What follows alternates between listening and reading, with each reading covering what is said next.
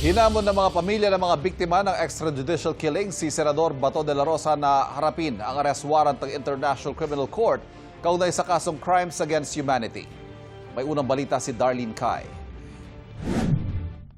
Sumuko siya. Nasaan na yung tapang niya? Nasaan na? Ipakita niya na talagang matapang siya na humarap. Humarap sa kanyang kasalanan. Yan ang mensahe ni Liore Pasco kay Senator Bato de la Rosa na pinaaresto na ng ICC o International Criminal Court bilang isa sa mga kasabwat o co-perpetrators daw sa kinakaharap na kasong Crimes Against Humanity ni dating Pangulong Rodrigo Duterte.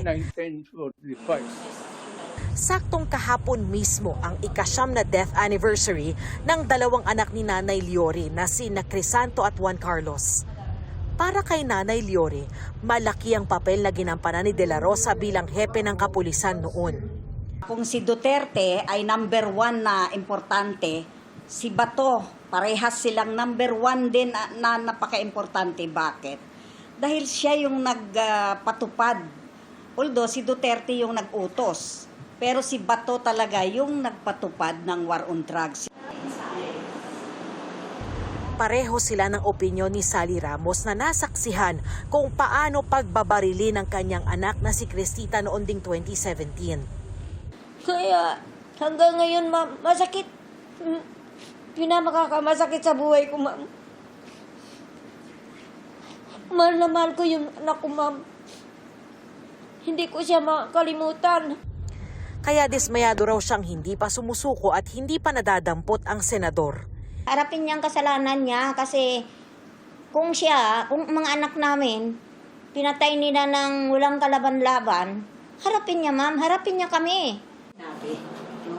Iba naman ang nararamdaman ng tiyuhin ni Kian de los Santos na si Randy. Ubos na raw ang kanyang luha mahigit 8 taon matapos pagbabarili ng mga pulis ang kanyang nooy 17 anyos na pamangkin. Actually, natawa ako doon sa eksena na may habulan. Kasi nang nakakita ko doon nung pinapalabas na sa Senate yung habulan. Sabi ko, ba't parang may habulan?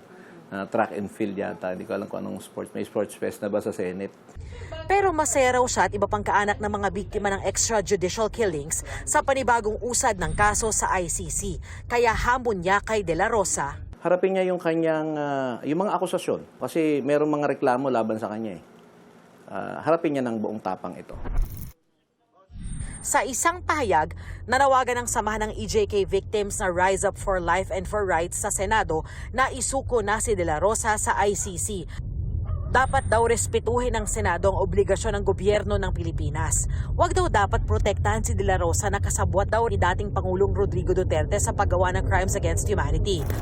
Dati nang itinanggi ni na Duterte at De La Rosa na may kinalaman sila sa extrajudicial killings. Ito ang unang balita. Darlene Kai, GMA News.